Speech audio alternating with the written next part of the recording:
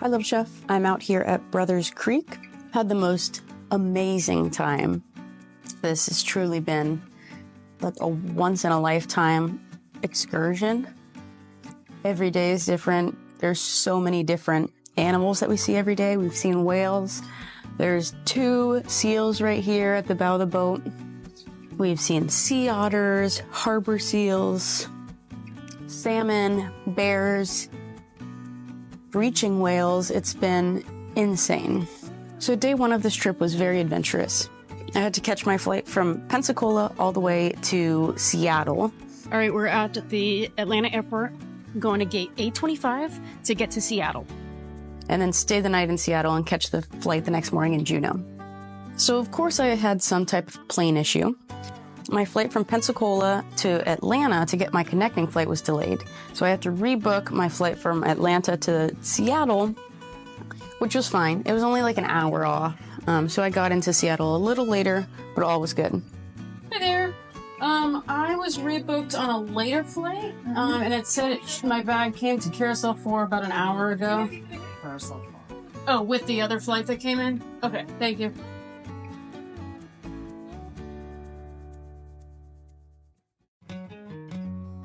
Okay, I got to my hotel room finally. According to my internal clock right now, it's like 11:45, I think? Wait, 11:22.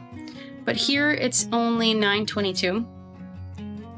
So I'm gonna get some good rest and I'll be up tomorrow at like 4:30 and we'll head over to Juno. It should be like a quick little 2-hour flight, I think. I can tell you right now I'm so over flying, but I am not a good flyer, so that also doesn't help. At least I didn't have the middle seat for the 5-hour flight. Happy about that. All right, I'm gonna shower up and get to bed. See you in the morning. Flight number 3. And then took an early morning flight, got up at like 4:30 to catch a 7:30 flight from Seattle to Juno. Good morning. It is 4:45 in the morning. We are headed back to the airport. It feels like I slept for like 2 hours. I kept waking up every like 30 minutes to check the time because I freak out about that kind of stuff. So didn't get the most restful sleep in the world, but hopefully I can sleep on the plane. I'll see you at the airport. We made it to the Seattle airport. Right here. Headed to Juno. And everyone on board that flight had their fishing rods in their little case, and they were going to catch some king salmon. I met a lady that was sitting next to me on the plane, and she told me all about how she grew up fishing with her dad, and she offered me some span musubi, so that was nice. I had a little snack on the way here. So I got into Juno, quick little 2-hour flight. We made it to Juno. All right, gotta go get my check bag, and then crew's here to pick me up. I think they like their bears here. And the crew picked me up from the airport, went to stop by the store, get some Alaskan beer for the trip. And then we went to go to the hardware store to pick up a crab pot that we intended to use on this trip. After we went on our little shopping run, we went into Juno. Downtown is super cute. This boat is docked at the same port as all of the cruise ships. So we went down the boardwalk and saw this beautiful boat. This is the Catalyst. They have another ship in their fleet. They have the Westward that does other excursions, and I'd love to go on that one because this has been such an incredible experience. I've done Alaska before on a large cruise line. It doesn't even compare. Like, this is up close and personal, and it's. I mean, I've been in awe of everything. So we got on the boat around noon, and we got all of our orientations from the crew.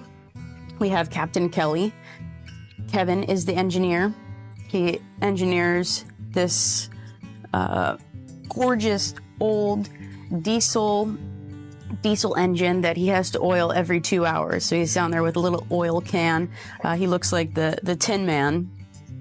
We have Bryce, the nature guide, and he knows everything there is to know about nature. I mean, he's truly like a mountain man. He goes out there in his bare feet, takes all the hikes with us, knows the berries that we can and can't eat, which is nice. I've been trusting him, so hopefully I don't die. Knows all these different plants, and when we do go out on these hikes, we forage and we bring them back to the chef on board. We have Chef Seth. He is so resourceful and so creative. Every single dish I've had so far has been incredible, and I love the way his brain thinks. Different flavor combinations. It's delicious, and it's so nice to be not having to cook. So I am so appreciative of everything that this crew has been doing. They're wonderful. Such a team, and that's what you really need on a boat. Amazing team to work together. So got all of our orientations from the crew. We had a bear talk because there's a good chance that we're going to encounter bears on this trip. So after we got our orientations, we sat down for lunch. We had a fresh pea shoot salad with golden beets and a sweet potato and goat cheese puree. The fresh pea shoots actually came from upstairs. Chef Seth has a little garden up there that he definitely utilizes. He has so many different herbs and vegetables up there. He's growing some kale. The pea shoots were from up there. And he had enough to serve 12 people. So, I mean, he's got a little bounty going up there. So for the orientation with Bryce, the nature guide, he kind of showed us the route in which we're going to take. So this is Stevens Passage, is what we're going through now. You know, this is all glacially formed. So you have Chatham Strait up here. Chatham Strait, I think, is around 120 miles. So this is considered the longest, deepest fjord in the world. A fjord basically just means it's a glacially carved valley filled up with salt water. We're heading to a smaller fjord called Endicott Arm is our destination for this evening. Okay. So we'll head down Stevens Passage, and this is Endicott Arm right here. Okay.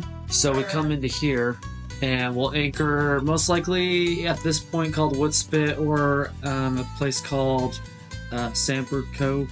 Right there. And kind of the goal for Endicott Arm is to get in Fourth Chair.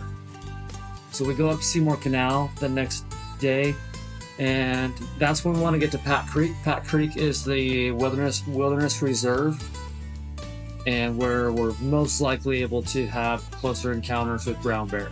Once we get into Fourth Chair, hopefully we'll be able to get in and stay about a day. We'll come back out, and we want to make it to a place called Brothers Island, which is right here, centered in the middle of Frederick Sound. Really pretty forest in there. There's no bears, so it's kind of a safer place to wander around. More hunting is so. Something interesting is everything south of this sound, Frederick Sound, is all black bear. Everything north of it is brown bear. Oh. At least if you're considering just island-based bears. On mainland, you'll get both, of course, but they've slowly segregated over several thousand years. Wow. And when we talk about brown bears, we're really also just talking about grizzly. They're the same species. It's just they have a different habitat, different landscape. Their behavior is different. They get bigger than grizzly bears, and so Wow. Browns do? yeah. I did not know that. Wow. So we're heading down Frederick Sound. We're going to stop in a place called Thomas Bay. Thomas Bay has a really cool couple spots. One called Cascade Creek.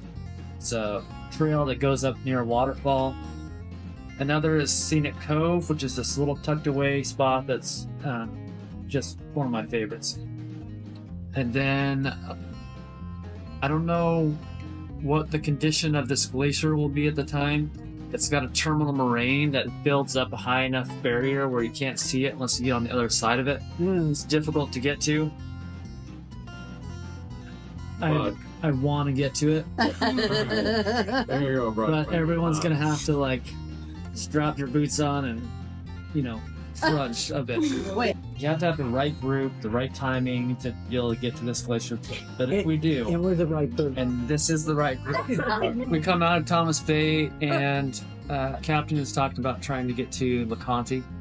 It's another glacier down here, really beautiful. And then we come out across the channel and then set ourselves up to Petersburg the next day. So that's our rough itinerary. Wow. Yeah. Okay. So the first day we leave out of Juno.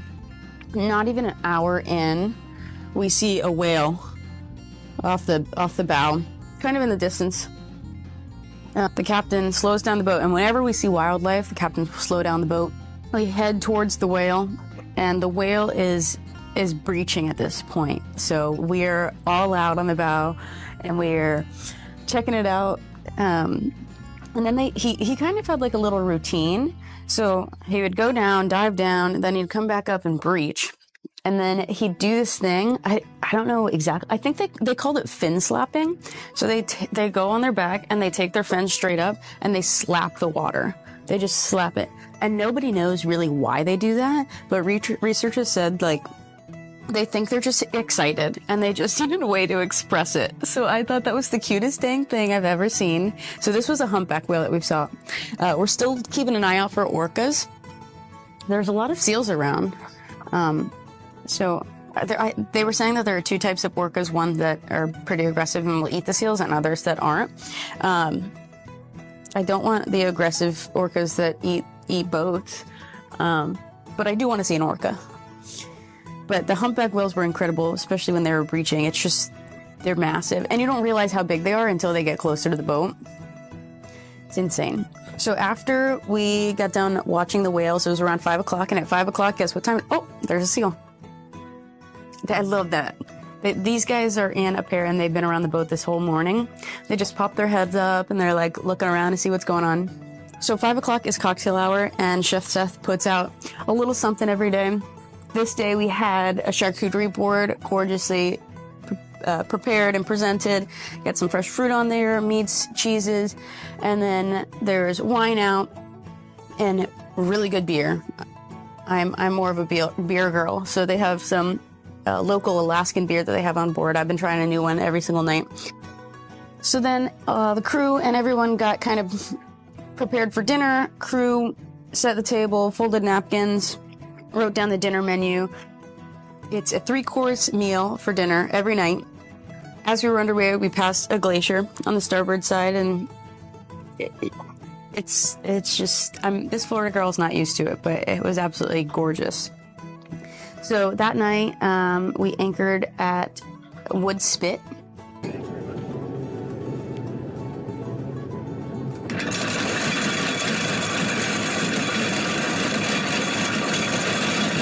It was kind of like a little beachy area, rocky beachy area. And as soon as we anchored, we sat down for dinner. And how we start dinner is we start off with the first wine pairing. So they do a white wine pairing with the appetizer. So for the appetizer, we had a braised short rib with a spot prawn bisque with little radish microgreens on top. That was insane. I love how Chef Seth kind of went with the 2 different type of proteins. Tasty. And for the second course, they do a red wine pairing. We had a chicken tinga with black beans, some pickled cabbage, and a tostada. And for the final course, Chef Seth did a tres leches cake, kind of in theme with what we were going with for dinner. Delicious. And after that, everyone was exhausted, I think, from traveling. So right after dinner, it was probably about 9:30, and we all headed to bed. And that was the first day of many beautiful days.